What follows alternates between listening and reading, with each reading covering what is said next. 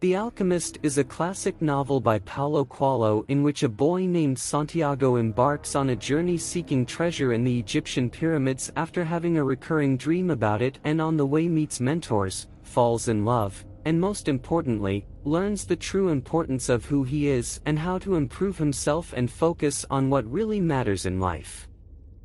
A recurring dream troubles Santiago, a young and adventurous Andalusian shepherd.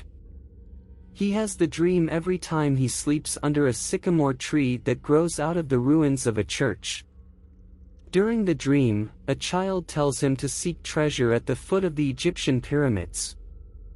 Santiago consults a gypsy woman to interpret the dream, and to his surprise she tells him to go to Egypt. A strange, magical old man named Melchizedek, who claims to be the king of Salem, echoes the gypsy's advice and tells Santiago that it is his personal legend to journey to the pyramids. Melchizedek convinces Santiago to sell his flock and set off to Tangier. When Santiago arrives in Tangier, a thief robs him, forcing him to find work with a local crystal merchant. The conservative and kindly merchant teaches Santiago several lessons, and Santiago encourages the merchant to take risks with his business. The risks pay off, and Santiago becomes a rich man in just a year. Santiago decides to cash in his earnings and continue pursuing his personal legend, to find treasure at the pyramids. He joins a caravan crossing the Sahara Desert toward Egypt and meets an Englishman who is studying to become an alchemist. He learns a lot from the Englishman during the journey. For one, he learns that the secret of alchemy is written on a stone called the Emerald Tablet. The ultimate creation of alchemy is the masterwork, which consists of a solid called the Philosopher's Stone that can turn lead to gold, and a liquid called the Elixir of Life that can cure all ills. Santiago learns the Englishman is traveling with the caravan to the Saharan oasis of Al-Fayum, where a powerful, 200-year-old alchemist resides. The Englishman plans to ask the alchemist the secret of his trade. As it turns out, the caravan must make an extended stop in Al-Fayum in order to avoid increasingly violent tribal wars taking place in the desert. There, Santiago falls in love with Fatima, who lives at the oasis. During a walk in the desert, Santiago witnesses an omen that portends an attack on the historically neutral oasis. He warns the tribal chieftains of the attack, and as a result, Al-Fayum successfully defends itself against the assault. The alchemist gets word of Santiago's vision and invites Santiago on a trip into the desert, during which he teaches Santiago about the importance of listening to his heart and pursuing his personal legend.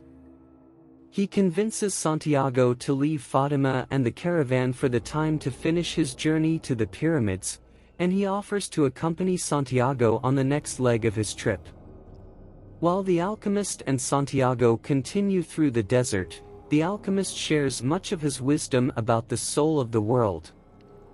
They are mere days away from the pyramids when a tribe of Arab soldiers captures them.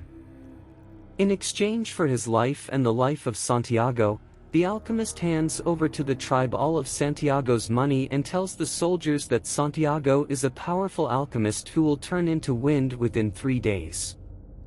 Santiago feels alarmed because he has no idea how to turn into the wind, and over the next 3 days he contemplates the desert. On the 3rd day, he communicates with the wind and the sun and coaxes them to help him create a tremendous sandstorm. He prays to the hand that wrote all, and at the height of the storm he disappears.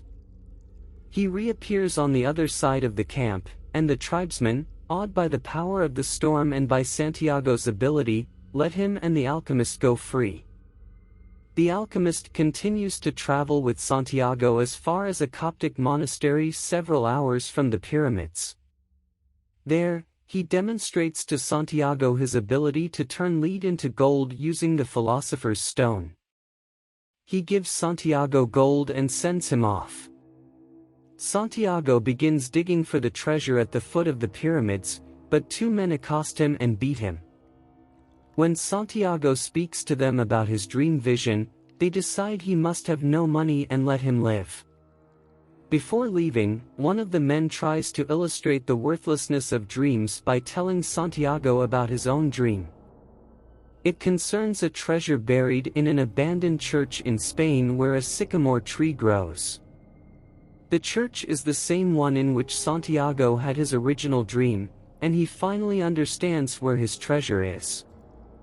He returns to Spain to find a chest of jewels and gold buried under the tree, and plans to return with it to Al-Fayum, where he will reunite with Fatima, who awaits him.